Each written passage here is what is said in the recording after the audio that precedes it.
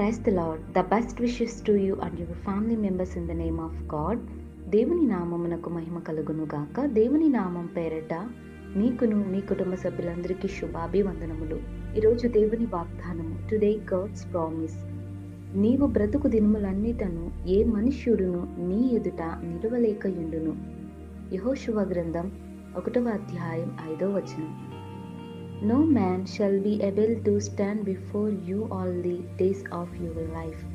The book of Joshua chapter 1 verses 5. క్రీస్తునందు ప్రియమైన సహోదరి సహోదరులారా, ఈ ఉదయకాల సమయంలో దేవుడు మనతో శ్రేష్టమైన వాగ్దానాన్ని మనకు దయచేయబోతున్నాడు. అదేమిటంటే, నీవు బ్రతుకు దినములన్నిటను ఏ మనుష్యుడను నీ ఎదుట నిలవలేకయుండును అని దేవుడు మనతో నిశ్చయముగా మాట్లాడుతున్నాడండి.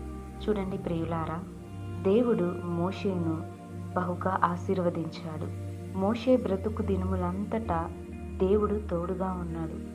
అలాగే మోషే మరణించిన తర్వాత యెహోషువను దేవుడు ఎన్నుకొని ఆజ్ఞలు నియమించి, నీవు ధైర్యము కలిగి ఉండుము అని, ఏ అపాయము ఎలాంటి ఒడిదుడుకులు నీ వైపు సంభవించవు అని దేవుడు యెహోషువతో మాట్లాడాడు.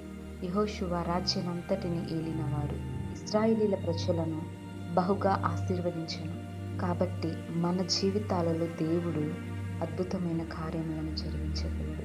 మన జీవితాలలో ఎన్ని కష్టాలు వచ్చినా, నష్టాలు వచ్చినా, ఎన్ని శోధనలు సంభవించి, చివరికి మన జీవితాలలో మేలు ఖచ్చితంగా జరుగుతుంది.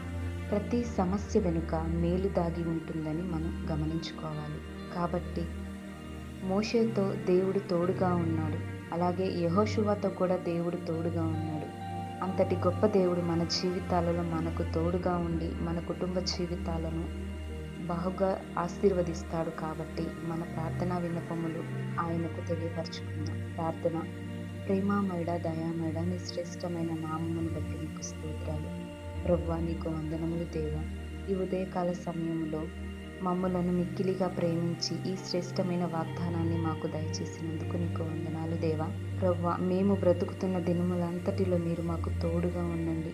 మీ రక్షణ మాకు కంచెగా వేయండి. నీ యందు విశ్వాసము కలిగి, నీ యందు యథార్థత కలిగిన వారిగా జీవించే ధన్యతను ఈ వాక్యం వింటున్న వారందరికీ దయచేయండి.